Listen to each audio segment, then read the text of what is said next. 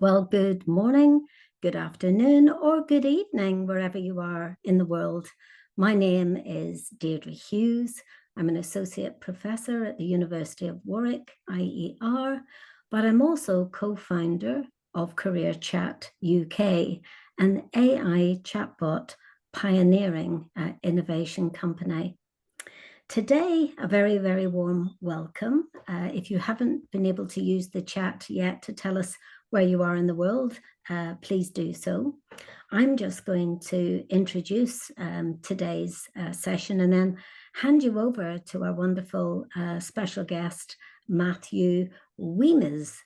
Now, Matthew, I'm going to bring you in here to let you introduce yourself to the audience today, rather than me just read out your biography. But I think you like to be called Matt. Correct me if I'm wrong. Matt is absolutely fine, yeah. With a last name like Weems and the mispronunciations, Matt usually works for everybody.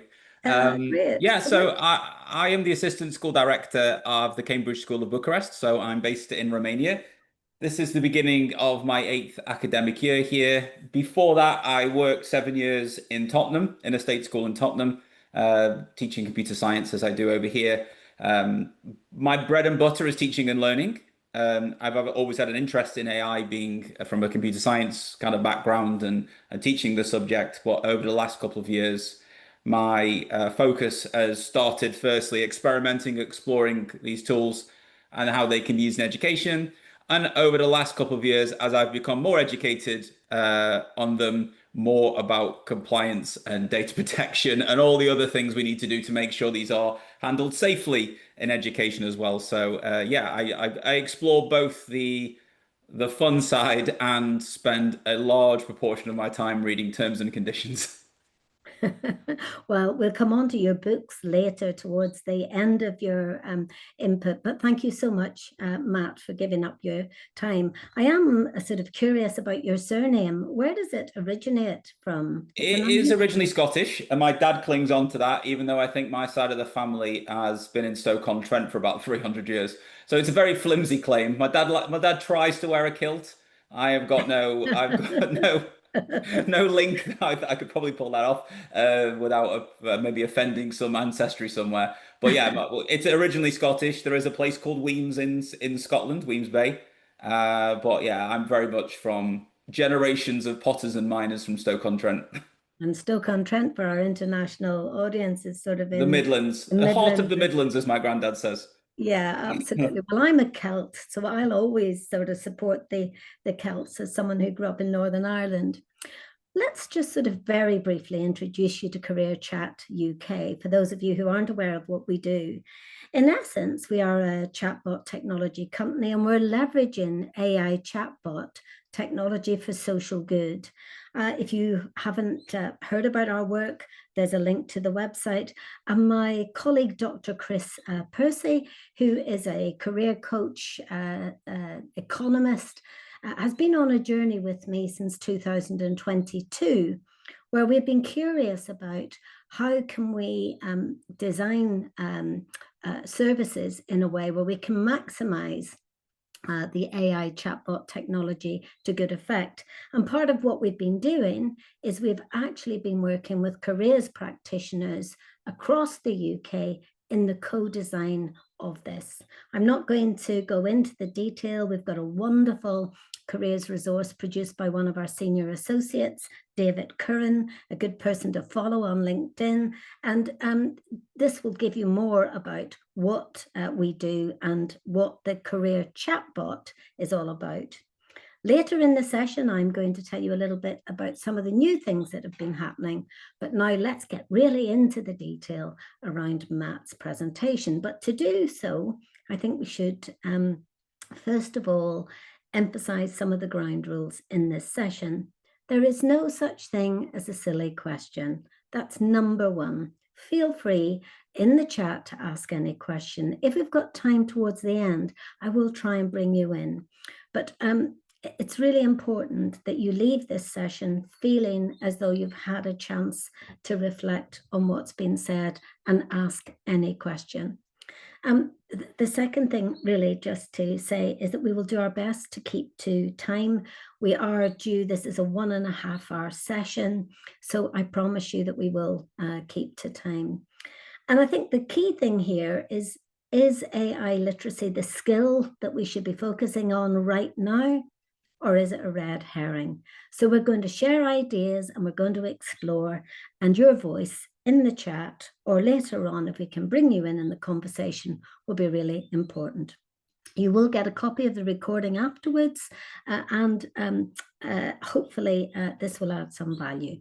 So let me just call on my colleague, the wonderful Robert, who sets up the technology and makes this happen.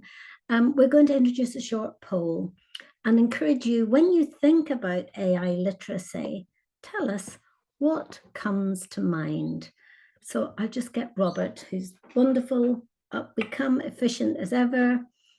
When you hear AI literacy, what comes to mind first?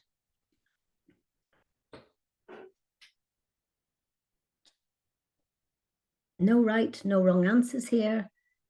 Just tell us what your gut feeling is here.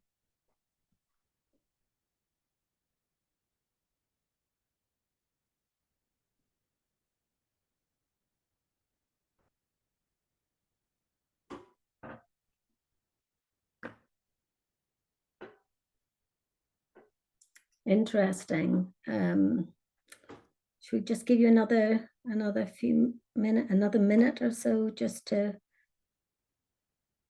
Any surprises there, Matt, in terms of what you can see so far?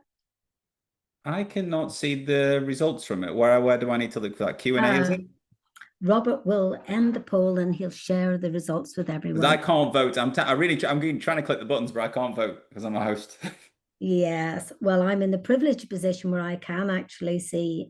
So, Robert, let's just end the poll and let's just show it with everyone. And then, Matt, see what your thoughts are on that. Okay, we'll see. We'll unpack some of this as we go through, because there's a couple. I know there's very. I don't want to spoil anything, but AI literacy has become a very flexible definition for things as well. And I think you've covered in your poll kind of a range of the different areas that people think it touches upon. So I'm going to try to go through unpack some of the definitions that are out there today. But yeah, I think you've touched upon most of the definitions, but we need to think about which one's the most correct out of all of them. Absolutely. That's fantastic. Thank you. So we'll just stop sharing the poll, and I'm not going to read this out, but I just thought part of our webinar series, we have over 230 people who've registered to attend from all over the world, as you'll see in the chat. But a colleague in Sweden, Eric, if you're here, Eric Bergerdstrom, I'm sure I haven't pronounced your name properly, but Eric, do bear with me. Eric actually pointed us to this. How do we talk to students in a kind of meaningful way? And he suggested that maybe having a look at the joint publication led by the OECD might be useful. And I'm not going to dwell on it. I've got the link here, but Matt's going to pick up on that in more detail as we go through. So take heart if you're new to all of this. I suspect in the audience we'll have some people who are fairly new to AI developments, others who are perhaps a lot more experienced. I just wanted to remind you that if you're brand new to this, in 2024, we identified 120 mind-blowing tools. There's now thousands of mind-blowing AI tools. So just don't worry if you're new. You might find this slide useful later on if you want to choose a couple of AI tools and get started. Then we can more than happy to help support you with that. So I think everyone knows, feel free to use the chat for questions.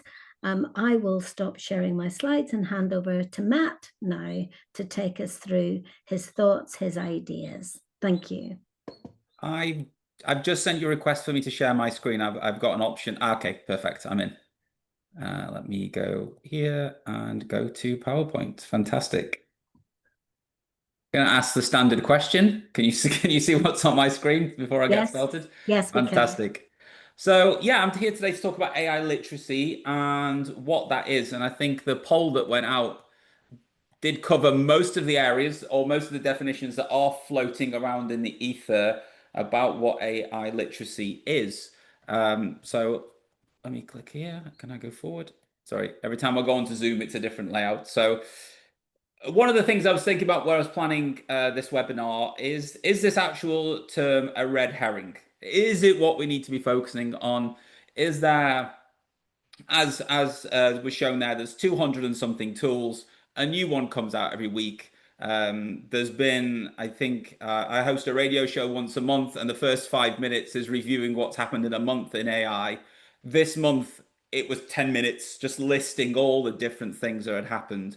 So obviously, if we're linking our training to specific tools, or we're only talking about specific ways of approaching AI, is that literacy going to see us through over a long period of time?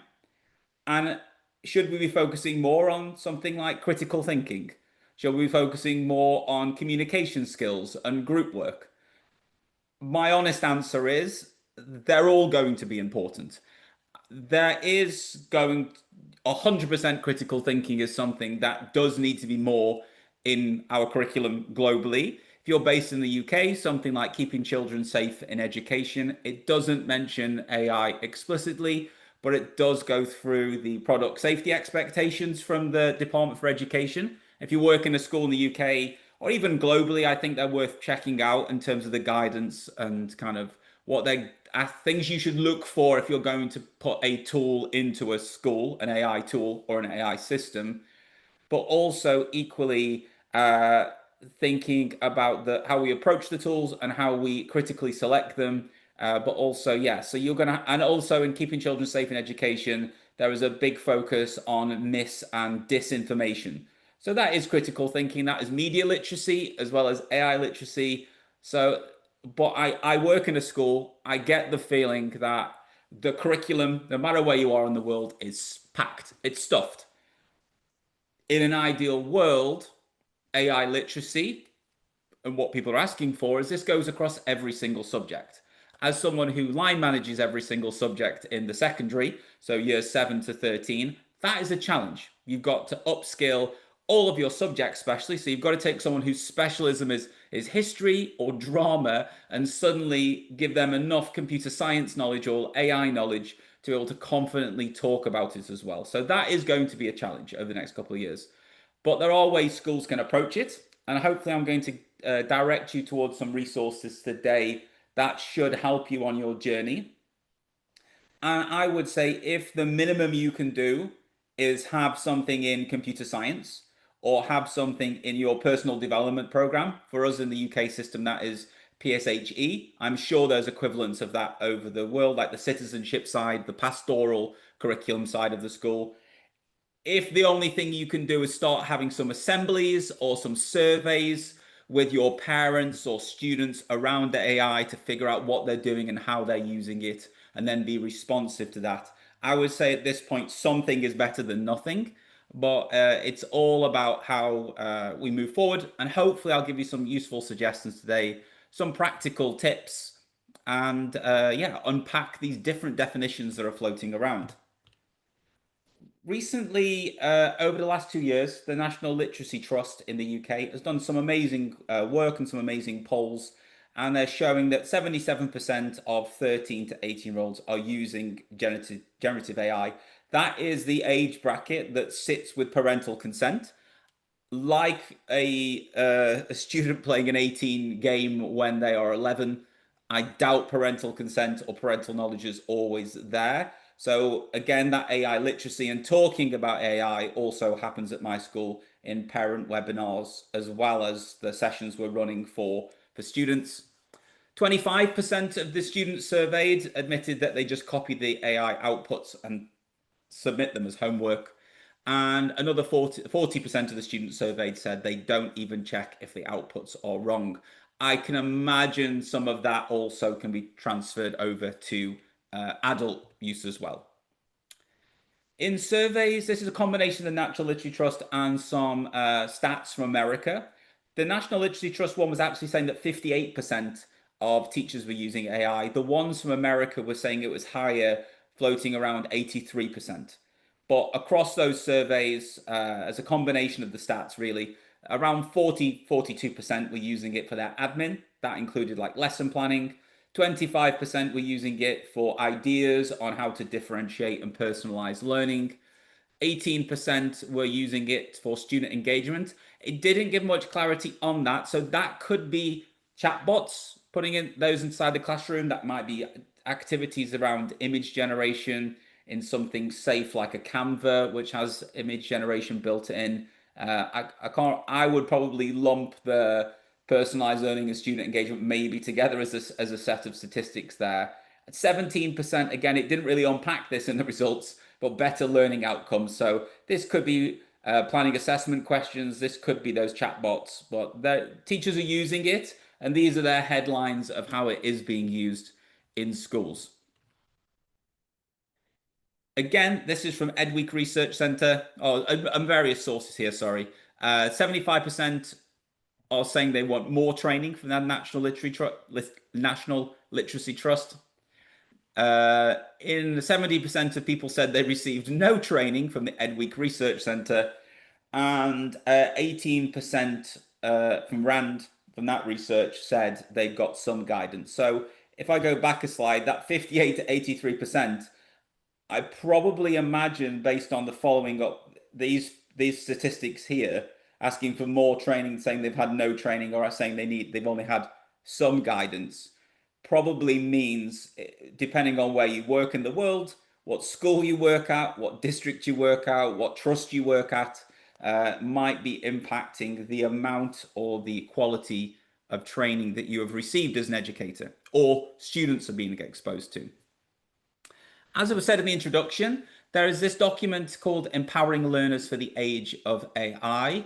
I'm going to unpack that throughout the presentation, but this is just showing you how learners are learning about AI.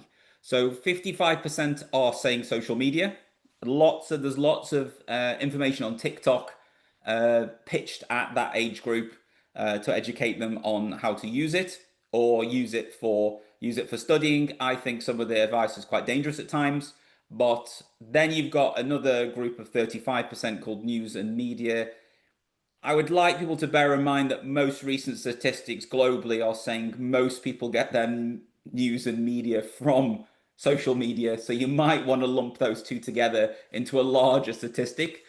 15% of the students surveyed said they were getting information from educators, and some were getting it from employers and colleagues. These are the three terms that are being thrown around a lot online about AI. Either AI literacy, AI competency, or AI fluency. Being quite into the AI world online, I do see quite a few arguments in the comment threads breaking out around which one is correct and which one is right, which one is wrong, what each of these mean. It can get quite heated at times. So I'm going to go through each one of these terms, and I'm going to try to back each one of them up with documentation and evidence from the most official sources that I can find, usually groups like UNESCO, the OECD, and even the EU Commission, to try to give as accurate of a definition about each one of these as I can. So for me, the most accurate definition you can get about what AI literacy means is from the law. And I know this doesn't impact everyone else in the world, but this is the legal definition of what AI literacy is from the EU AI Act. So this is looking at, I've just highlighted the main things here, the opportunities and risks of AI and the harm it can cause. And if you were going to use that system, its operation and use. So really the EU stresses that your training almost should be proportional to the tools that are being used. So if your school is only using Microsoft Copilot, you should be focusing on that. If you're using a tool that might grade assignments or give feedback to students, then the training might need to be slightly different. But it should include the risks of AI and potential harms that can cause. Another definition comes from the Empowering Learners. So it comes from the EU Commission, the OECD, and code.org. They're talking about technical knowledge, durable skills, future-ready attitudes, and the ability to, I've got to highlight this one, but to engage, create, manage, and design with AI. This document has so much great information in there, and I highly recommend you look at it if you're planning some activities with students or some training for staff. It has got quite a lot of sections to it. So it has 3 foundational areas, 4 domains, and stretched across them are 22 competencies. So there's quite a lot of, there's 22 is quite a lot if you're trying to unpack that and put that into your curriculum or trying to do training for staff. But it's a good place to start where they've spelt this out from quite a few official organizations and sources here. So if you want to look at that towards the end, they break all of these down. I'm going to go through a few of them today, but it might be a great place for you to look for some ideas of where you can focus your training, or if you're planning some assemblies or some sessions or reviewing the curriculum for your school, where you could easily build some of these areas in. So you can, for example, you can easily talk about bias and mis and disinformation when you do something like propaganda in history. There is scope there without really, when we're planning our curriculum, I don't try to force a history teacher or a drama teacher or a maths teacher ever to do something in their curriculum which doesn't feel natural. So it's all about finding where this will work in your school. So I do recommend these as a place to start and to review. But I say I'm not being critical of their work, but I'm saying it's quite a lot. And trying to do all 22 at once might overwhelm you. So I would say maybe phase these out over multiple years. Think about how this might flow from primary to secondary, because they do break that down with some primary examples and some secondary school examples as well. Now, competency is defined by UNESCO. They have a competency framework for teachers. They also have a competency framework for students, and that's all about knowledge, skills, and attitudes. So they're saying you should approach AI with a human-centered mindset, looking at ethics, foundations and applications, looking at pedagogy, and how you can do professional learning and development. So if you take, I'm going to put all these side by side in a moment so we can see who's saying what and what they're saying about each one of these and how they might flow together. Fluency, I'm going to take some universities and a company called Anthropic, which produced the AI tool named Claude.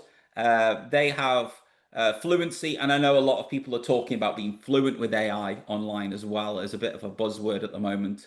But they've looked at delegation, so looking at when an AI might help you. Again, linking back to almost, again, these do cross that literacy, strengths and weaknesses. Doesn't talk about harms, which is in the EU AI Act, and your rights, which is more covered in that legal documentation. But looking at how to prompt an AI correctly, how to critically evaluate, and how to apply your diligence with your outputs as well. So often universities talk about these, and this is them kind of side by side. So who's calling it what? Literacy, AI literacy, it's been called by the EU, Digital Promise Framework. There's the AI for K-12 initiative. You've got Common Sense Media, the AI literacy framework for primary and secondary educators.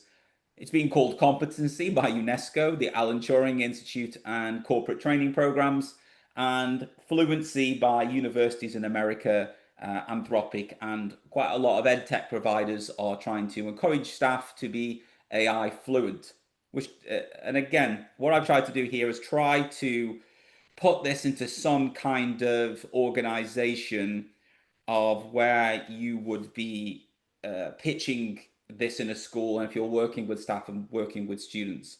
So if we're taking these definitions from these organizations, something like AI literacy would be about your foundational knowledge, understanding what the AI tool is and almost how it works a little bit under the hood, the limits and the basic ethical implications of that, and potential harms that can be caused. So the literacy side is probably with your staff, where you cover things like your GDPR and what you can do with students' data and things like that.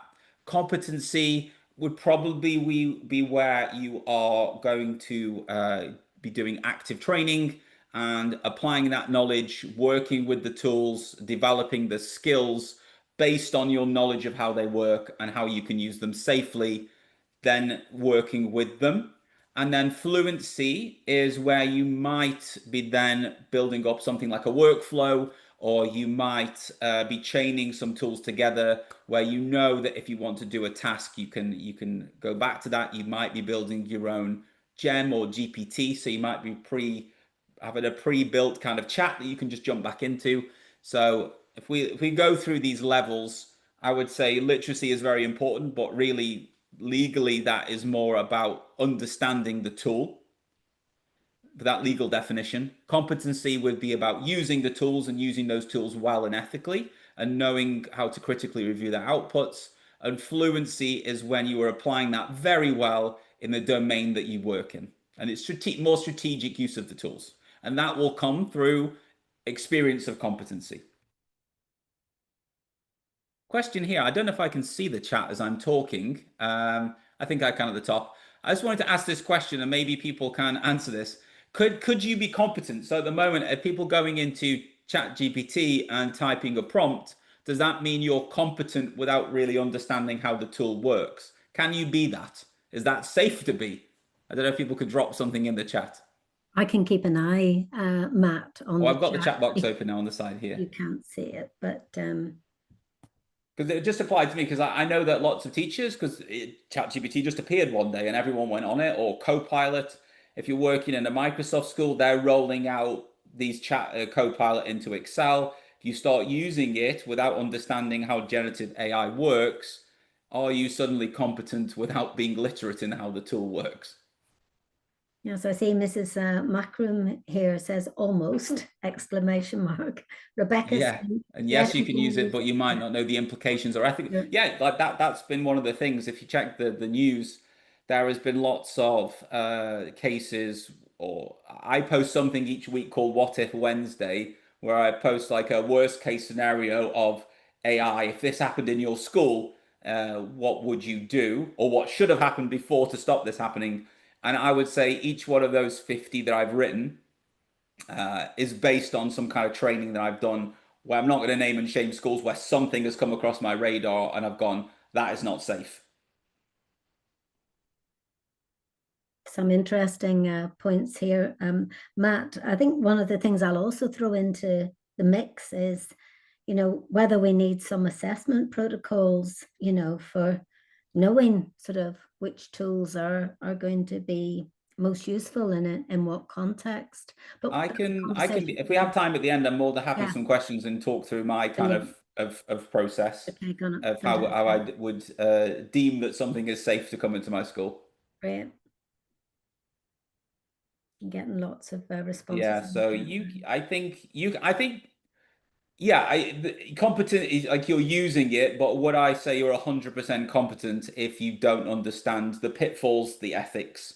And that's where I think some schools, and this is not naming and shaming, this is not me bad-mouthing people, and I think unless the school has put together some training package or some framework, you might have people that think they're very competent in using AI, but are making critical mistakes, which could impact the reputation of the school, even in some cases break laws linked to the data of students and their levels and their protections.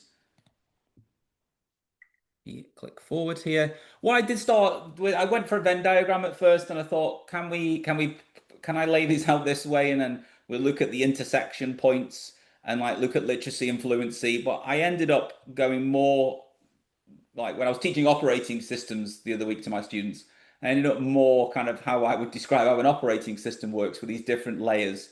And I would say the kernel at the bottom is that literacy. So if I'm going to give you a tool in my school, I'm going to at least give you a basic awareness of how it works. That doesn't need to be a high level 2 hour lecture of probability and how AI predicts, generative AI predicts the next word. But I think a broad level understanding of how that tool works, what you can and can't do with that tool are very, very important, and the ethical implications and the legal implications potentially, depending where you are in the world, of what can happen if you do not use that tool correctly. So then competency would be me developing skills and allowing people in my school to experiment within those boundaries of using the tools, maybe showing them some techniques, how to get the best out of them. And then fluency would really come from, like, say, for example, our marketing department knowing that they can do X, Y, and Z together, and that produces something that would work for them.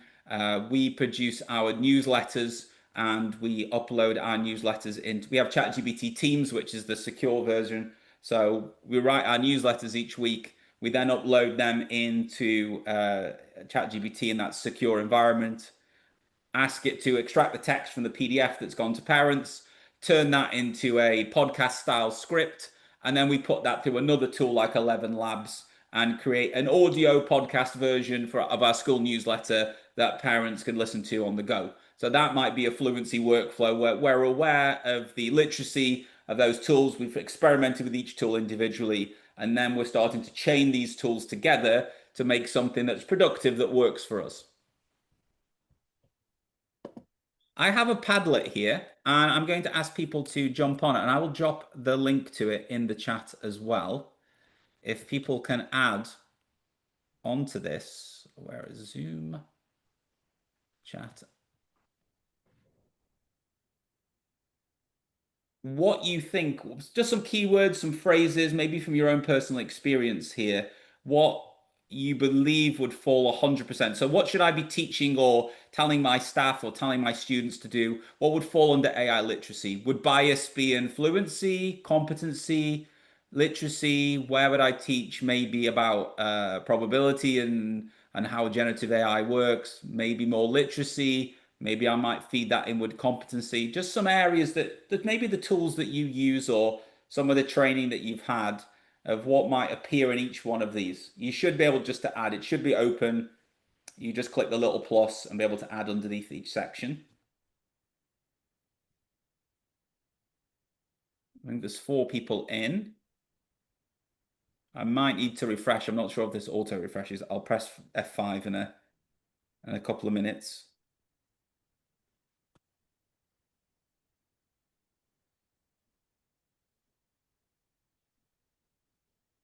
So critical thinking.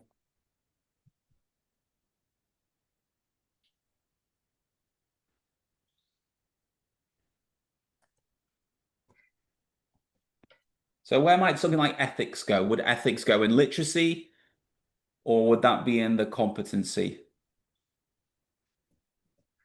Where would you teach something? Do you need to teach machine learning? Do you need to go that detail?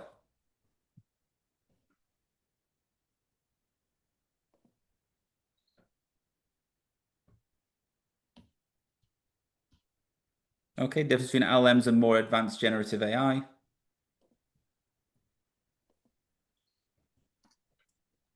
General awareness. Oh, this is really populated. A lot more than I originally saw.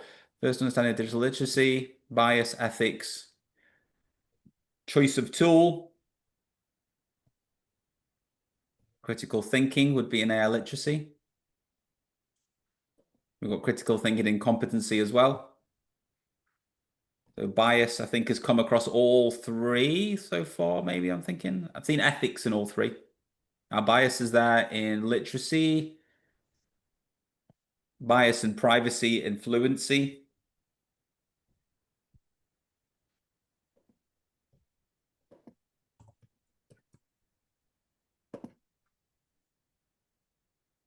Okay, how to use it in your situation from the Careful Bee. I like these names that it's coming up with. Optimistic Jackrabbit.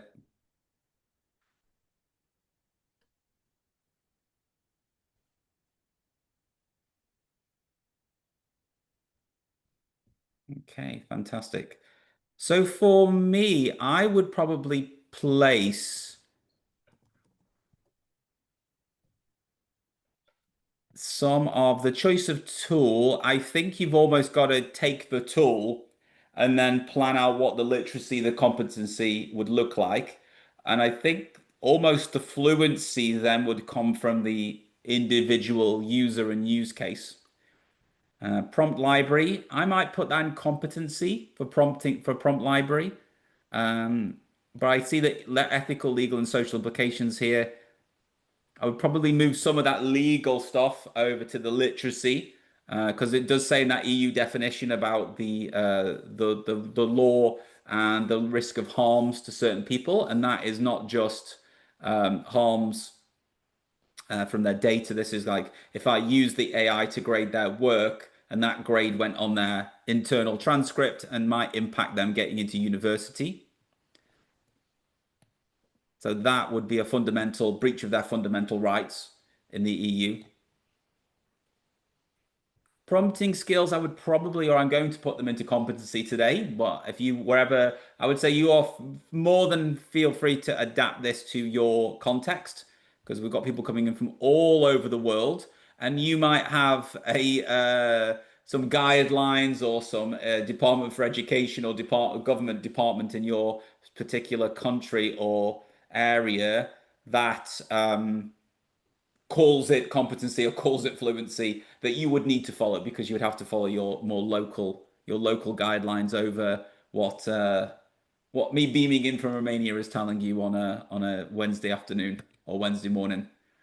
So for literacy, I've separated out some areas because AI is a socio-technical area. You've got tech interacting with people, and tech technically could be ultimately making decisions about if you get a mortgage or not, if you get into university or not, if it's used for grading, what grades you get, and that might impact your future trajectory in life. So in literacy, you might want to cover things like academic integrity or even people's own integrity and their own fine lines about how they would use AI.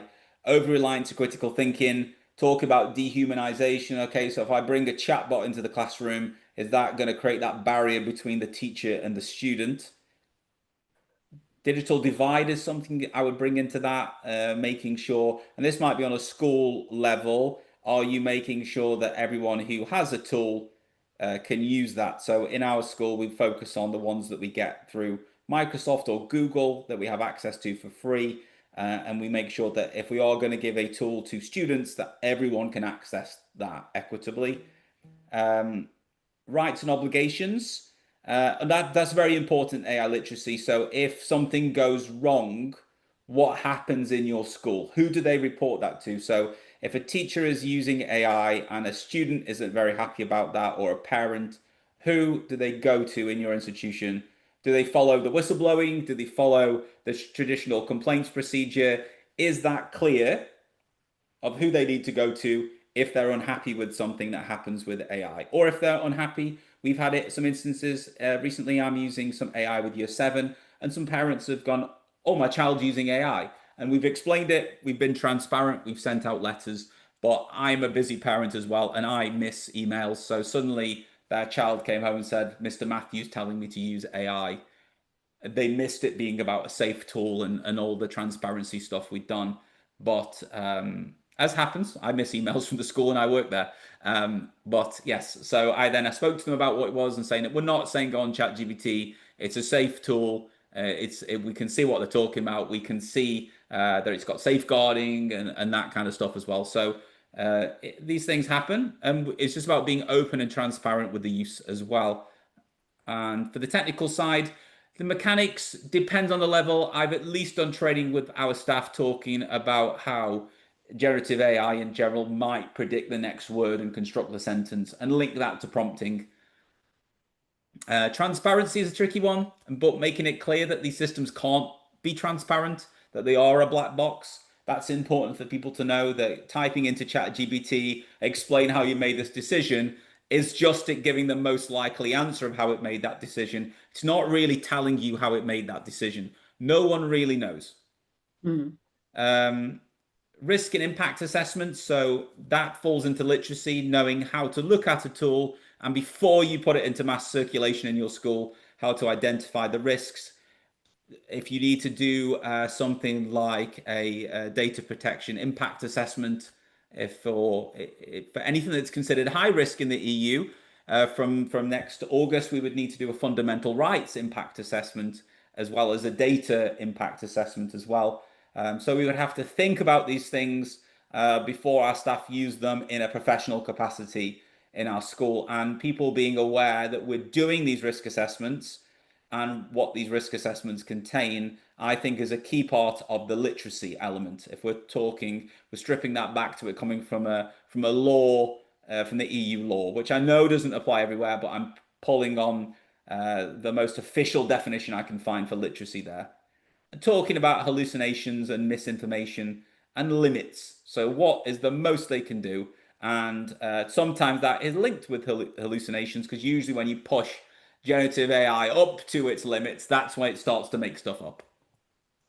Matt, we've just Yes. got a question in the chat, which says, can you repeat what fluency is?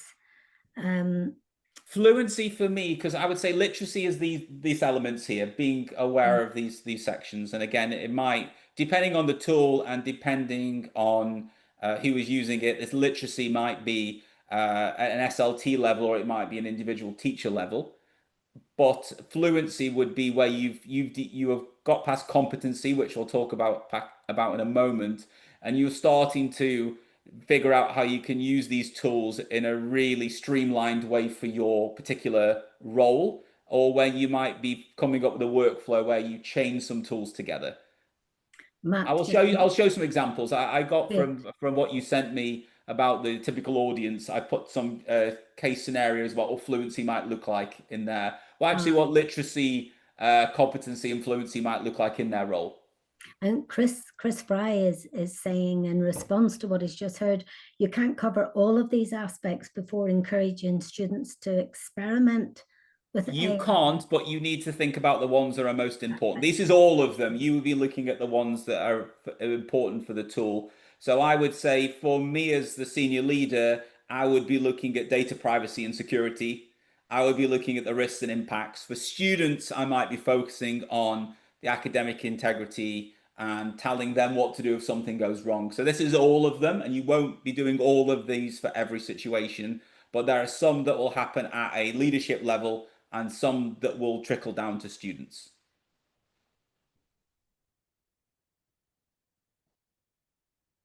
If you want some help with literacy, I've created some guides. They're in the shop on internet.com. They're free, so you can download those for free. It's a series of guides about AI, using some analogies, explaining how they work. There you can. I will put a link at the end as well, or you can go to internet.com, go to the shop. These are absolutely free to download and use.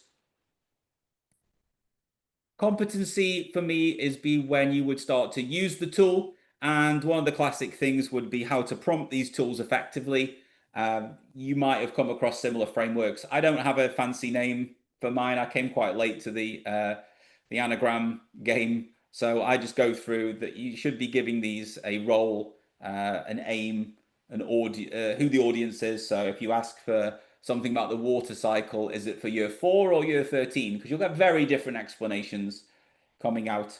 If someone missed the QR code, I'll put this all on at the end, and they're all on my website. And most of these things I'm going to give you a free, or I'm going to give you a code to get it for free. So I'll come back to that at the very end. The context and the constraints. So usually the constraints might be what you don't want the tool to do. One of the biggest constraints at my school that we often use is that our lessons are 45 minutes, not 60. And AI will typically do the most average thing. So it would typically do usually a 60-minute class. A 60-minute lesson would be the typical. Got a bit of formatting when I've downloaded it from Canva. So I'm give you an example of a weak prompt and a strong prompt here for a few different roles.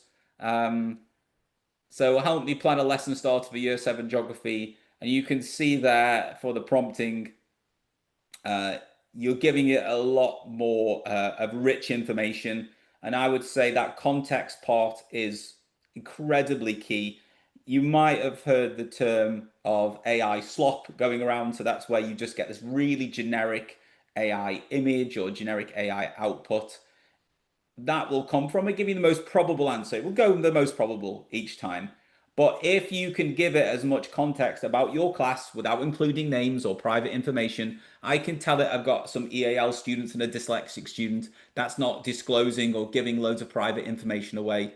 Um, I can give that context to it as much as possible. And we've tried to encourage our staff to start building up some Word documents that they can add to the chat, which have got that context again with private information stripped out, but just that general things that it would need to know about your lesson to plan it well. And I'm just going to jump into Copilot just to give you an example. We use Copilot because we have the enterprise version through our through the school. It's just going to give me an okay lesson. Some general parts there. If I go to a new chat, which is just hiding behind here, and I was to put in something like this with the richness that I've added to it, and that would be the competency coming through some training. Copied in a bit of an image there.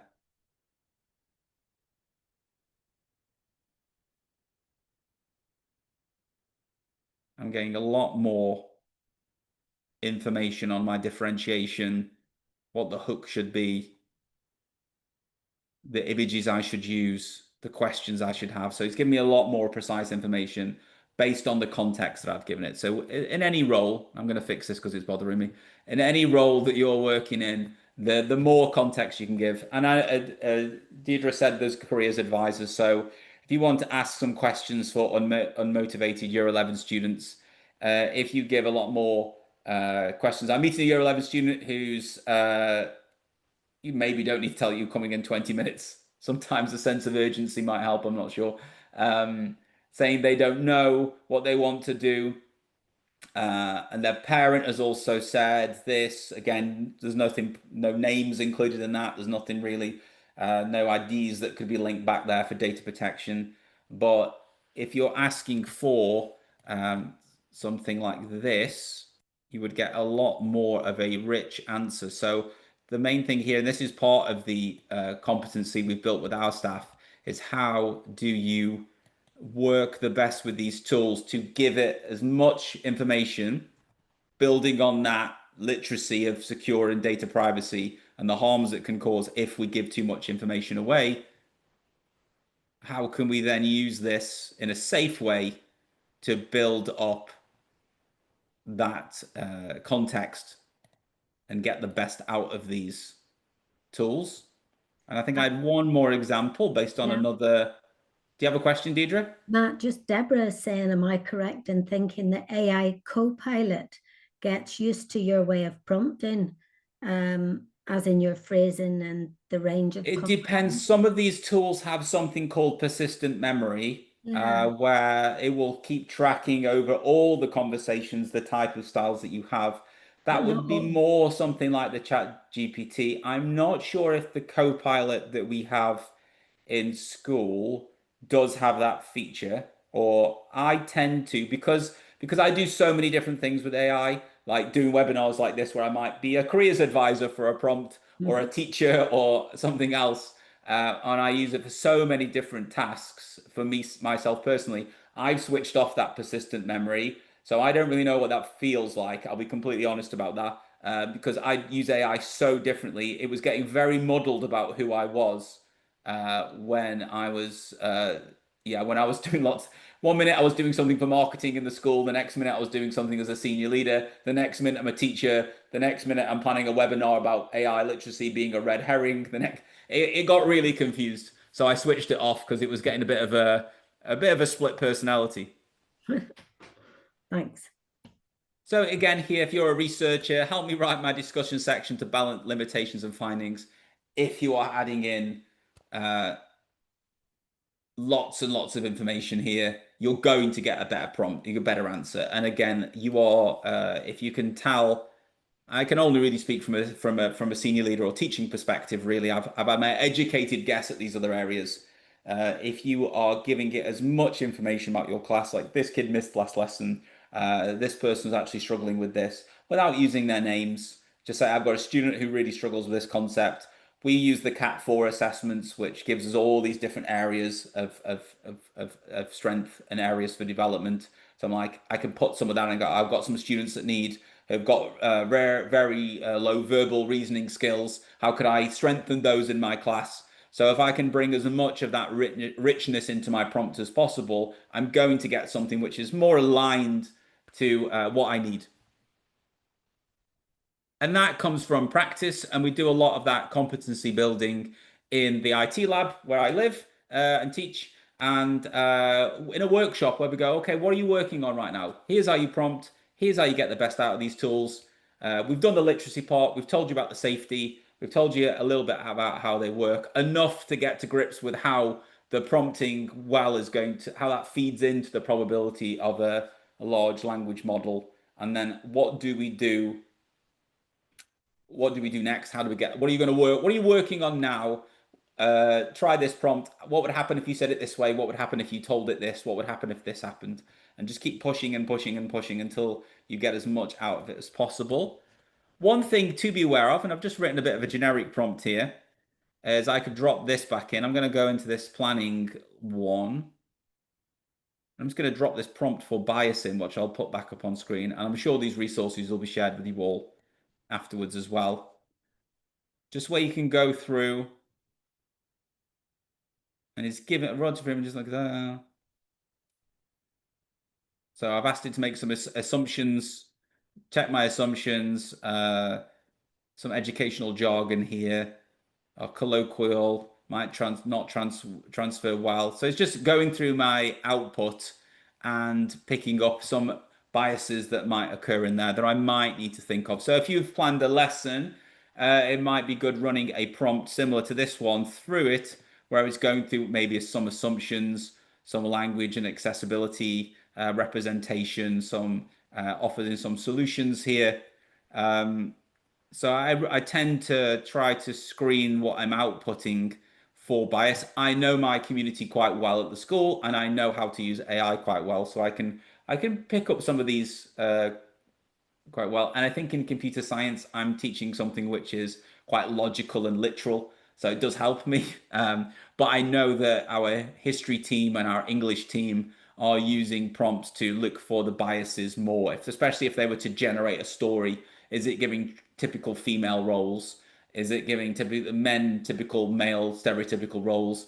I was asked actually for a real world scenario for my students in Romania, and it was all about the vampire's castle and Vlad's coffee shop, and it was very much on the nose to the point where I thought it would be quite culturally offensive to give students in Romania these tasks. So looking out for those biases, I would say would come into that competency, because it's only really being aware that biases occur and then being held accountable for what comes out of the AI before you put it in front of students, and knowing that it's part of your job to check for biases and check for those things that could be potentially offensive or derogatory to people as well. Knowing that that sits with you as the teacher or the careers advisor or the researcher or whatever role you're in. And our rule at our school is you, as the human, are 100% accountable for what you put in front of students. You can't shrug at me and go, "Oh, ChatGPT did it." You looked at what ChatGPT gave you, what Copilot gave you, what Gemini gave you, and made a professional decision to put that in front of students. If there's an error in the maths question, that's not on the AI, that's on you as the professional. And that's where that sits in competency for me, where they need to be aware it's part of their professional competency to be have that oversight over what they put in front of students, just as if they downloaded something off a website or they'd written something themselves. Wherever is put in front of students at our school, it is the human is accountable, not the AI system. So even if we put a chatbot in front of students, which I often do in my class, I am responsible for their interactions with the chatbot. And if I've not controlled that chatbot to a point where it's saying appropriate things to the children, that ultimately is on me. as the teacher. Unpacking these areas here. This is the going back to that original document, that framework. I've pulled a few things out. It goes across these different areas. So you've got things evaluating AI outputs to be accepted, revised, or rejected. So that's something you could pick that as a target. And again, out of all these targets in that document, I wouldn't expect you to do all 22. I wouldn't be doing all 22 at once. You might pick, okay, we're going to focus with our staff for the next 2 or 3 weeks or the next half term that we're going to look at evaluating outputs and what the literacy element of that means and what the competency element of that means. So you might just be switching between literacy and competency at the beginning before you build fluency over time. And I'll talk about fluency in a moment. Explain how the system perform tasks, provides language, and avoids anthropomorphism. You might link that with your prompting, that you could chain some of these together. And again, I think I've randomly just picked ones that would fit together. So compare the limited of the system, and there for number 3 that I've randomly selected, directing generative AI systems. You could pick from across this document, okay, these are the ones we're going to focus on in this term. Then we're going to work on these. Then we're going to work on these. These ones are the ones for staff. These are the ones for students. Again, this is a student document, but I think some of these targets are great for your staff as well. So you can be picking from these and starting to outline what you're plan them out over a year, over 2 years. It's better to do. I'd rather you do 3 or 4 of these well than try to do all 22 on poorly or averagely and not get the most out of it. And you could also look at these with your teaching and learning team and go, okay, where could we build these into our curriculum? And one example would be that we just done a PE assessment. The teacher had like a free lesson. It was just before a holiday, and they kind of wrapped up the curriculum. And we thought, what could we do? He opened up the Copilot, and they made up a new sport. They said, we've got this equipment, this equipment, this equipment, this equipment, and I need you to generate for me a new sport based on these rules. Give me the rules, give me this. And the teacher was doing the typing on the board, but then the students then went out and played that sport, and that allowed them to see how you can interact with an AI to get it to give you kind of some novel scenarios, but based on its training data, and then go and live its suggestion in a game of hand skip ball or something like that. It was. And then see if the suggestion was any good and critically review that suggestion. So you can do it. That was in PE. So that was one of I wasn't expecting our PE staff to come up with that one, but that was a great little thing they did at the tail end of last academic year. So fluency for me is where I'm been using these tools quite a lot since they came out. I now, for example, number one, part one of this flow is I use old school AI like voice recognition to look at kids' code or their exam. And as I'm going through the exam, and our history staff have started to do this now, I'm talking out loud into Microsoft Word. I've just got Microsoft Word open, and I'll open it up quickly to show you what I'm talking about. I've got this open. I've got a blank Word document, and I've just got dictate mode on here, and I'm just talking through that kid's feedback. You did this well. This bit of code needs work on. The history teachers are now reading out loud the areas that they did well, and we're looking at this for English. Then we're taking that, which hasn't got a child's name. It hasn't got any details linked to it. We're using that then, the AI to then format that into our way of marking, which is WWEBI. So then teachers are taking that ramble that they've done as they've looked at a piece of code or an essay, and then tidying that up into feedback that's developmental and makes sense to the student. We're checking that, and we're either putting that onto something like Microsoft Teams, or we're looking at investing in some little sticker bank so we can print this out and slap it into books quite quickly, or put it on their essays. Then the third step for this, so I've already used some AI to capture my voice. I've then used AI to process my ramble. And I write my blogs this way. I talk into the computer and ask ChatGPT to help me make sense of it. And then I will take that. What I would also do at this point is when Once I've got all the comments for the entire class in Teams, I can download that as a spreadsheet. Don't include the kids' names. I just include all their WWs and EBIs. Then I put that back into something like ChatGPT and say, give me an overview of the areas of weakness, give me an overview of the areas of strength, because I might have marked these over a couple of days, or I get interrupted constantly as a senior leader in a school. So I would then be chaining that all together. I would then maybe put that into something like Canva AI, where it allows me to generate little games and little apps. So then I could generate a quiz or a game or an app that's based on either the whole class's misconceptions, or I could generate very quickly a little chain of games, a couple of different things for different students. So if you struggled on question 10, you do this activity, but I'm directing students to that. So I'm chaining AI tools together once I've got my competency and I know the safety to do with the voice recognition through the literacy. I've explored it and played around. I've played around with Copilot and I've explored that. I've played around with Canva separately and explored that. And I know how to use Canva safely. I know which year groups I should use it with. I know the limits of what I should put in and what I shouldn't. But now fluency, I'm chaining all those together into a workflow.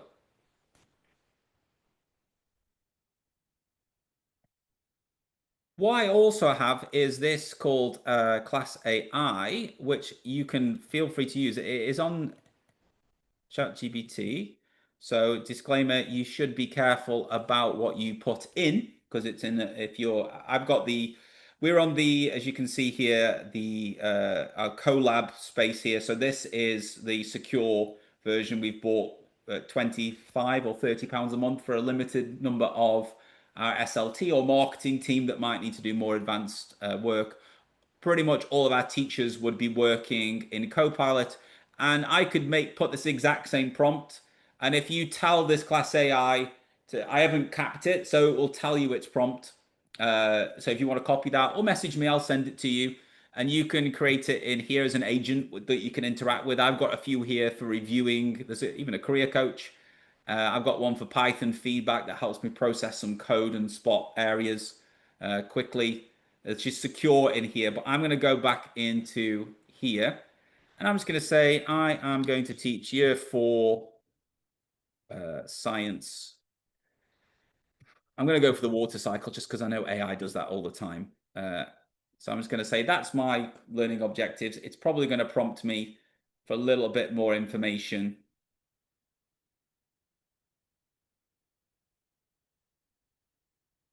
So it's going to ask me, it's going to give me the learning objectives. And what it's going to do is give you a teacher some ideas of how you could use AI in there. So explain the water cycle. So this give you an example prompt. Some AI literacy link here for you as a staff member. This is linked to that document from the OECD. I've extracted some of the key information and put that in the background. It's give you a text to image idea. It's give you an 8-second video idea if you have access to something like that. Video with science, they're not 100% there, but it might be worth experimenting to see the limitations. And then at the end, it's going to give you some ethical safeguards of things you should think about, some cross-curricular ideas of how this might work for you. And then at the end, some options. So if you wanted more information on how to turn this into an AI literacy lesson, I'd press option C.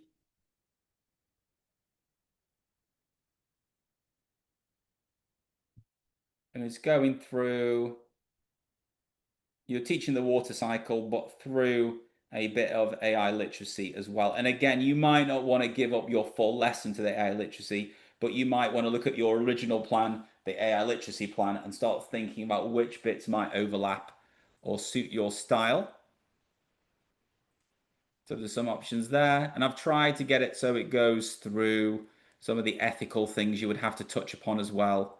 I've tried to make it so it should guide you through. It'll give you multiple choice options and things like that. If you want better prompts, give me prompts for this lesson.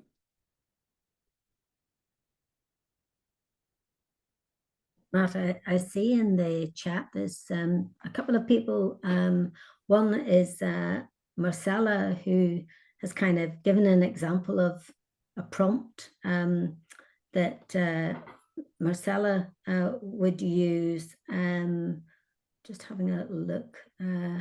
Here's a prompt. I'm a medical student in Colombia and I want to do part of my internship program, semester 12 in Orlando, USA. Where should I start looking and what are the steps to achieve my goal? I guess what Marcella's wondering, is that a good prompt? Is that concrete, specific enough? Yeah, you're telling it who you are, you're telling the role.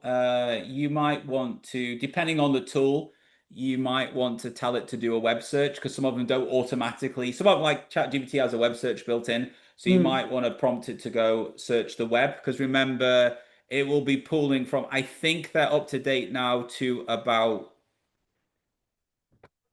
I think maybe around December 2024. Most of them have got information up to there. So there might be something new that's happened in Orlando that it won't be in its training unless you say go online. Um, Go online and do a web search as well. I think Google Gemini has that built in. ChatGPT, Copilot has that built in. Sometimes, though, you have to nudge it and say, please do a web search as part of this routine as well. And I did see someone who's asked me about this here about guardrails. I mm. would say, please do not put ChatGPT in the hands of students. That you it's 13, ChatGPT is 13 to 18 with parental consent. We do not have parental consent for every single child in our school. If you're using it with students younger than that, in year six, I believe they would probably be 10 or 11, you would be breaking many legislations, the terms and conditions of the platform. I'm not sure what the legislation is in your area, but I would say that's a definite no-go. You should be, I would say for me, the only time that I would ever use a wrapper app, so something where it's a tool that puts a chatbot in front of students for you, instead of going straight to something like ChatGPT or Copilot. I'm thinking like a school AI or a Magic School. I use a tool called MindJoy. I can't really show you the back end of it for GDPR purposes, but what it gives me is I've got a log of every single chat the students have had.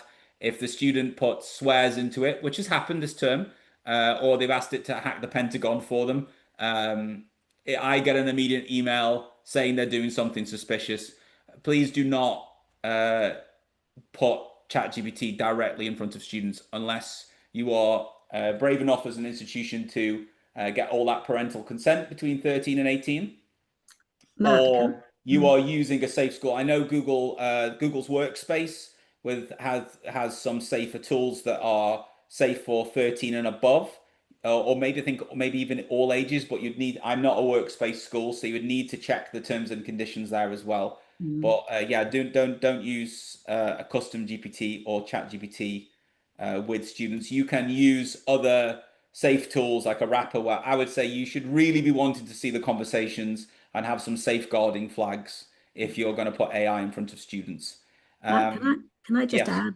add to that around, that you talk about Chat GPT and, you know, GPT, large language models and systems, like in terms of using those, correct me if I'm wrong, but in terms of if you have already got the safeguards around that and you are compliant with the regulation legislation, it's not a complete no, don't use it.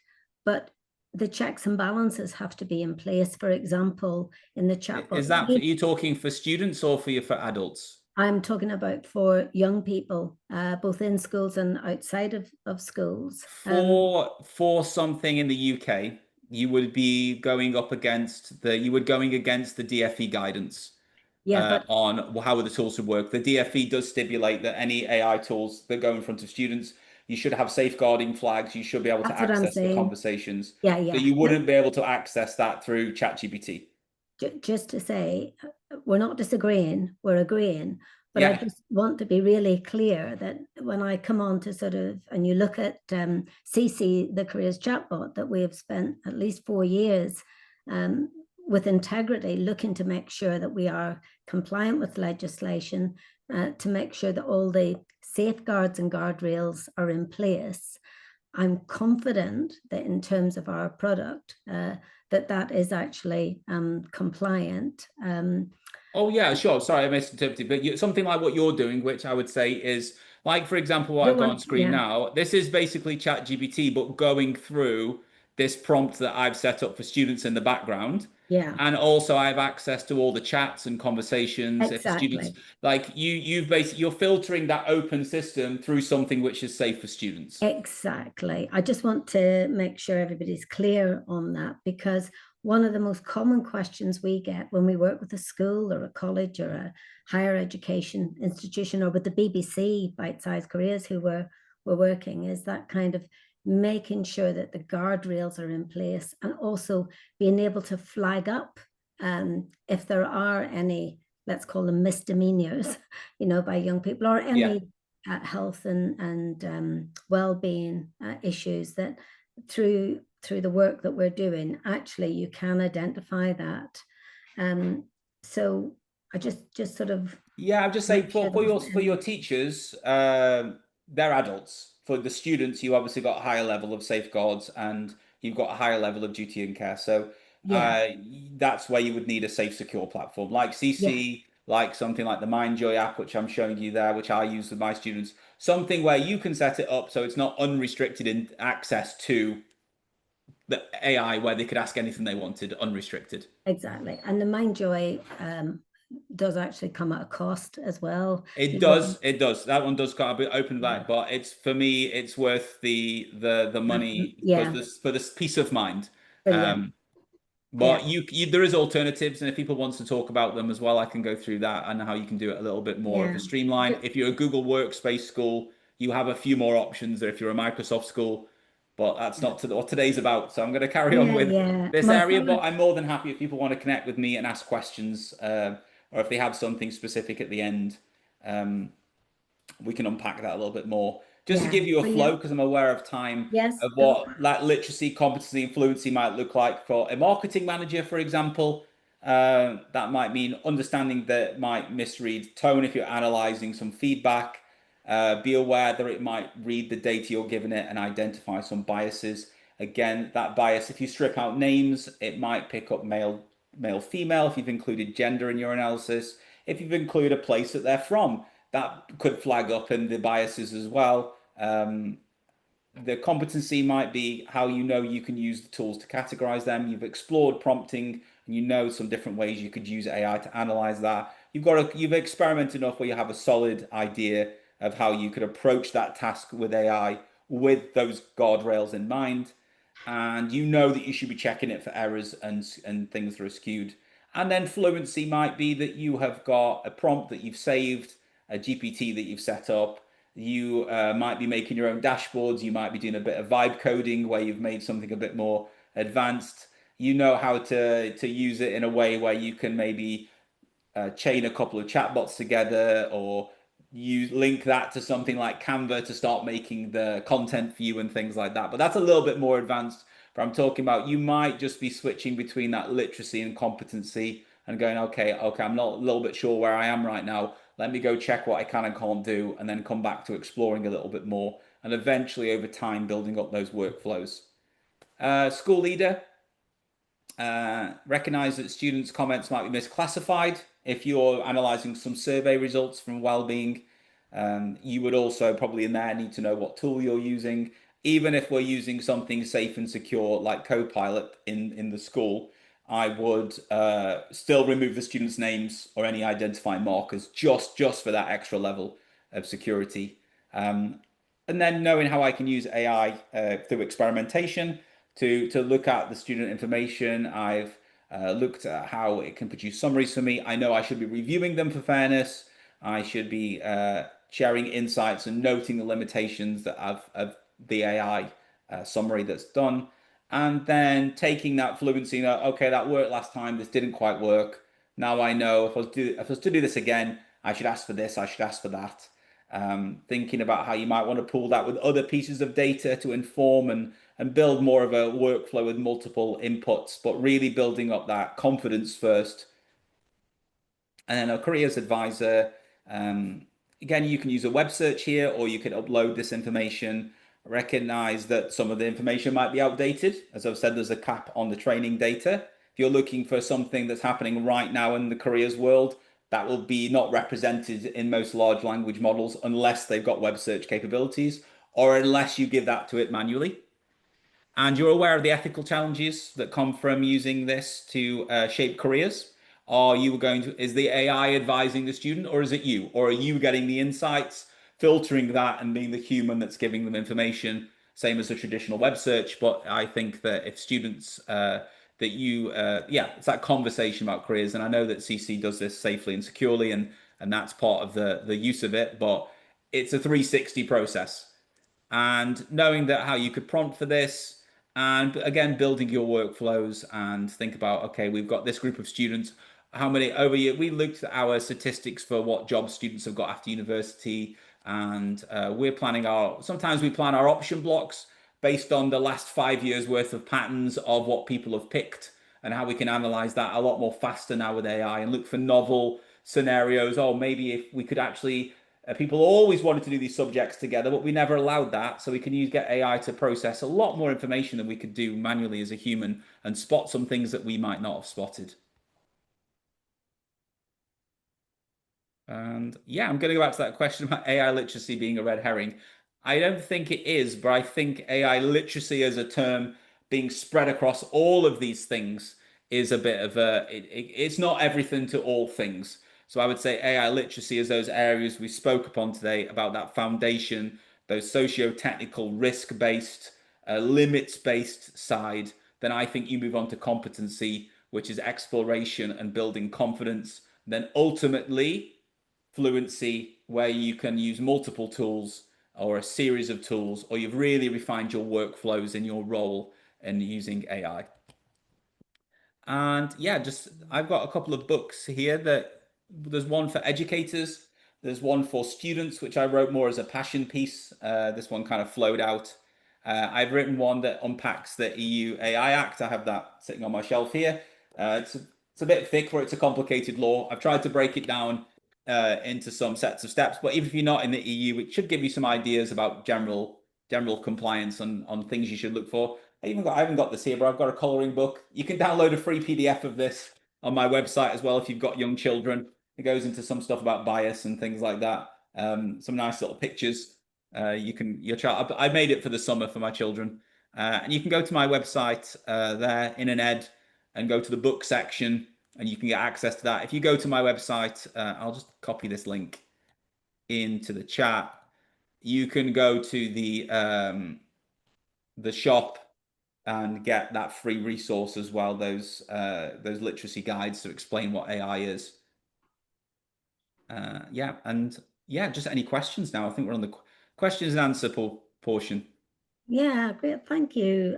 That's just amazing. Like my head is sort of spinning, Matt, because you've got so much experience and expertise of this, and our audience will be a mix of teachers and careers advisors and researchers and policy leads and different governments across the world.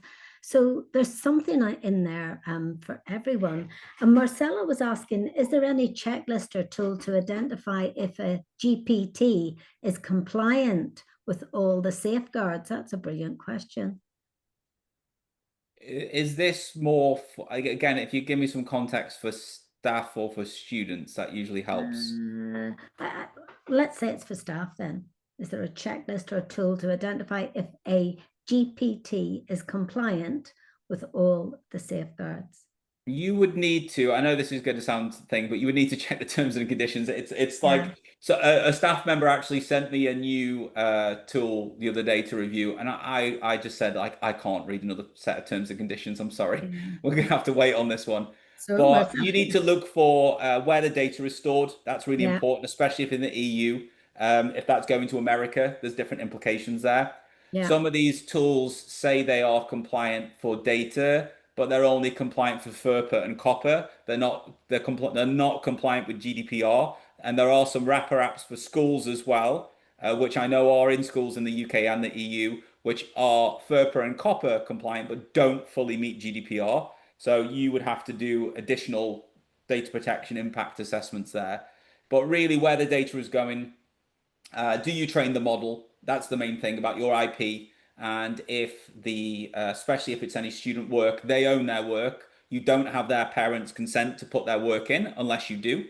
Yeah, so you need to check mainly for where the data is and where if any data is training the model. And then if it's for students, you would then need to have additional checks for do you have what happens if they say they want to kill themselves? A worst case scenario to the chatbot. Yeah, Does yeah. that go into the ether or does that alert a member of staff?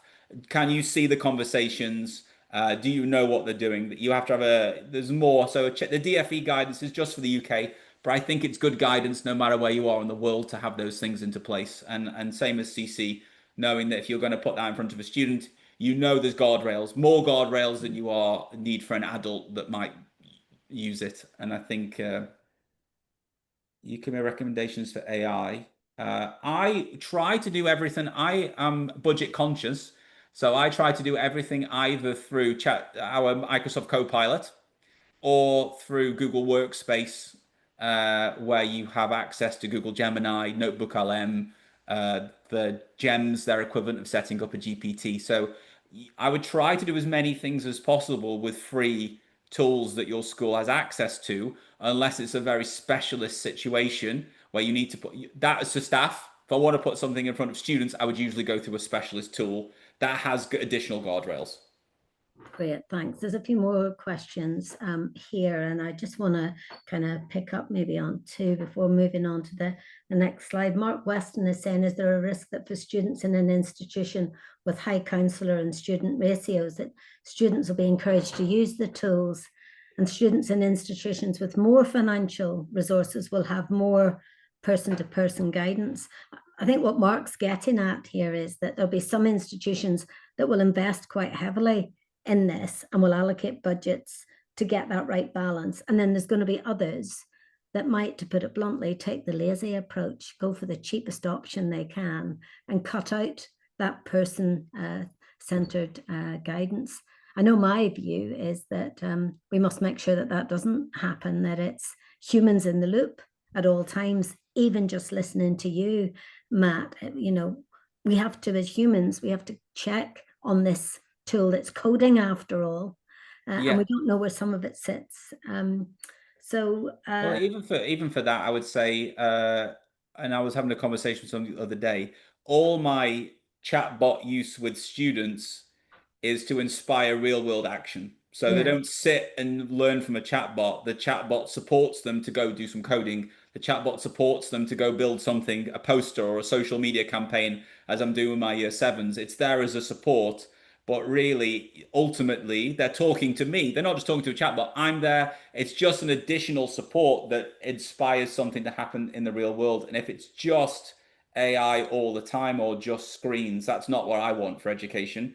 But sure. I can see that it has a critical place if I've got 28 students in the room, how it can lend a hand to not bottleneck human action. And I think that's really important to build that into how you're working with students, that there is still ultimately a careers advisor at the end of it that's talking to them, but they've already had a lot of the conversation, a lot of the back end conversation already has been taken care of, and they can come to you with a couple more informed, if anything. That would be what you would be aiming for.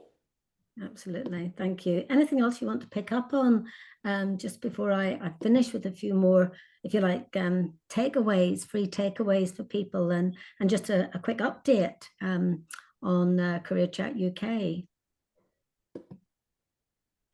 Are you happy for me to maybe outside of this meeting, Matt, you've given your contact details, and hopefully this is the start of a beautiful relationship. I'm mainly on LinkedIn, so I tried other Yeah. social media, but I've got full-time job, AI side stuff, and a wife and two kids, so I'm usually pretty busy. So Matt, LinkedIn is where you'll find me. I am just amazed. Anyone who can go through the EU Act and produce a book from it whilst having a full-time job, a partner, kids, Well, all it was sorts. part of understanding it. Like, you know what I mean? I had to understand it for myself. And as I was doing it and simplifying it down, I thought I might as well turn Yeah. my ramblings and my analysis into something that would help other people. But I would distill that into everyone who's here today. We're all curious. Yeah. No matter where we are at the start of the journey or towards the end of the journey, my curiosity really has led to a publication that we worked on with our colleagues at Morrisby, that's Chris Percy and I, where we were actually doing a little bit of future foresights. And it kind of speaks to the point that Mark just raised about inequity, maybe in provision. So I've given you a link here to a report which is called Careers 2035. And it's actually the future of AI and career guidance. And there's 5 scenarios in that report as to how AI might play out. Chris and I recently was in Malta and did a role play and a keynote presentation around Rosa and Alfie, who use AI and each have different levels of access to AI, and how their futures pan out between 2025 and 2035. It's a fun activity. If anybody ever wants us to do that as part of your work, just get in touch. But please do read that report, because you'll find a lot of information there covering not just the basics of AI, but others. Wanted to show this image to everyone because I walked into one of our high street technology centers. And for anyone who maybe thinks that AI is only for a few select people, you know, and it's a fad that will go away, I think it's highly unlikely. Here, you just ask the AI glasses. This is Ray-Ban metaverse glasses. You can have them in all sorts of styles and different shapes and colors. And I thought maybe we'll be talking over £1,000, £299. So, you know, these products are coming into our world of education and our lives. So we have to stay curious, and we also have to be careful around sort of how we Can I just add something here? Because the newest pair of these is coming out in a month. It's around $800, and it has an invisible screen on the inside where you can't see as the person looking at them, but they can be looking at anything in that. It's a bit chunky. You could tell these are of these kind of glasses, but that tech will end up looking like my glasses. Yeah, absolutely, absolutely. And we're into a whole new ball game then. It will be, do people who wear glasses, are they more intelligent than the rest of us who don't wear glasses? I'm waiting for my Neuralink to be installed, don't worry. Well, that'll come. Agentic AI is there as well, isn't it? But I thought it was just worthwhile mentioning that. There are models where we can look at responsible innovation, and this is just something from a previous webinar that we had. This is webinar number 8. If you missed 1 to 7, just to say that our very first one was about AI in action. Number 2 was all about gamification, particularly Minecraft. Number 3 was about AI. Who do you think you are? Number 4 was about AI in education. Number 5 was about helping young people prepare for a changing world of work.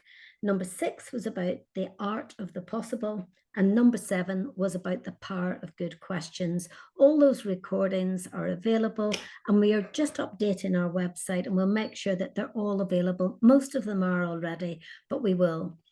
Today we have an absent friend called Chris Webb, who's usually my co-host, and I feel I should give a shout out to Chris because he's been doing some interesting work around playing with AI and has got something called the 4C framework, which is really designed to use, if you like, cute little animals using AI, a little bit like personality types, but just thinking about what's your level of competence.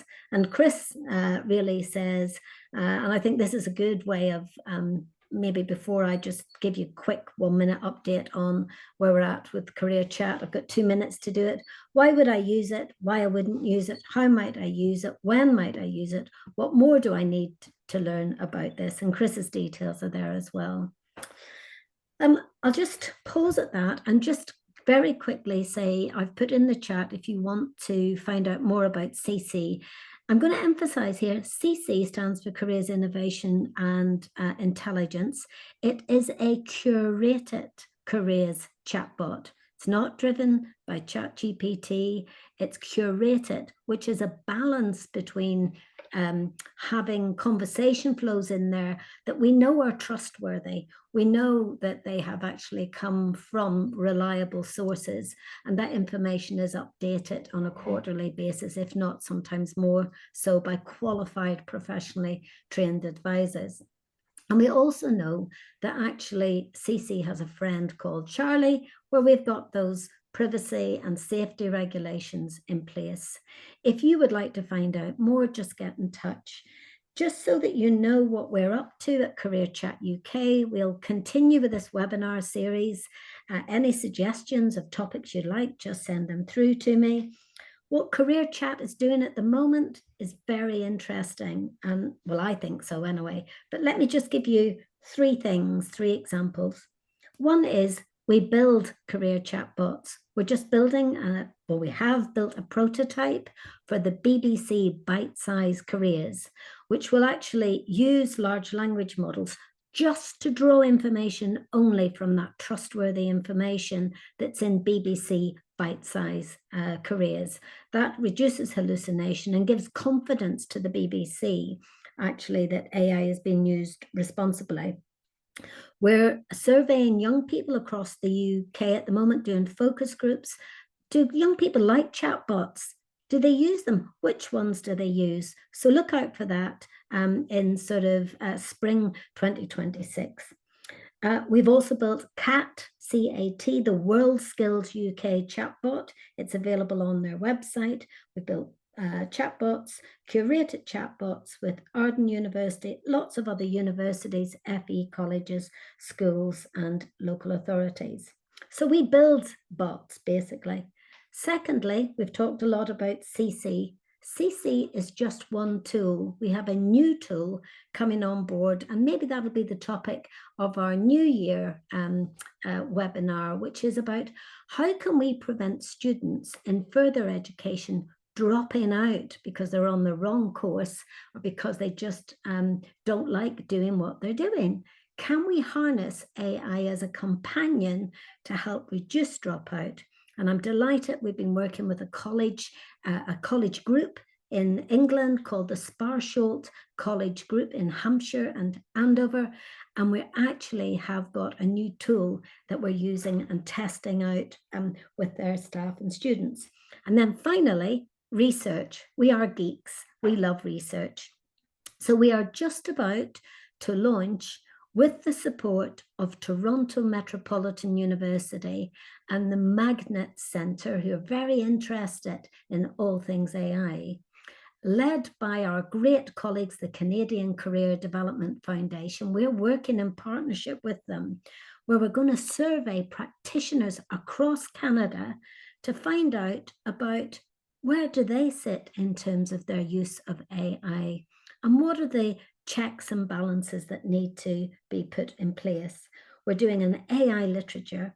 So remember CareerChat UK, build a bot, think about tools that are used with integrity and responsibly, and join us on the research agenda. We've just a few weeks ago been told we have been successful in attracting an Innovate UK grant, which will enable us over the next 6 months to take CC to an even higher level. Maybe it'll have more to do with careers and well-being. We're just exploring and speaking to our current partners. If you like what we do, please do get in touch. Thank you so much for coming along. I do have to say that I am Vice President, only one of 3 vice presidents for the International Association of Educational and Vocational Guidance, IAEVG. Global Careers Month is coming up in November. I've given you a little link. You can pick this up in the slides when I send them to you. If you're running a careers event throughout or at some stage in November next month, you have a chance to actually share that, and it can be part of our global careers community. And if you want to know more about IAEVG, please do join us, have a look at the link, and perhaps you'll find an even more global audience than we already have here today. I want to finish by inviting you to give Matt a round of applause, maybe a virtual round of applause or an actual one. He's been absolutely fantastic. Matt, this is the beginning of a beautiful relationship. We've all got your number. We all know where you are. And just to say that Matt's given his time today freely to do this.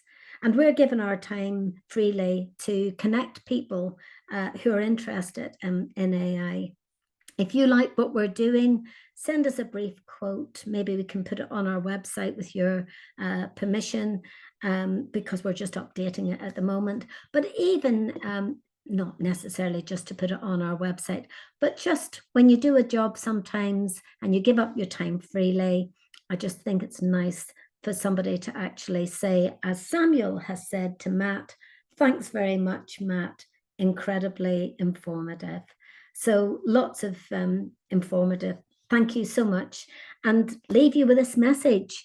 Each and every one of you, wherever you are in the world, does important work that changes people's lives.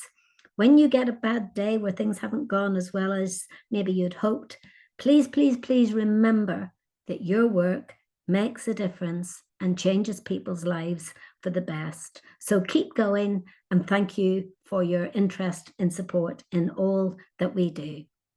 And you'll get the recording very shortly. We usually send it out within 48 hours and the slides. Thanks a million, Matt. It's been absolutely fantastic.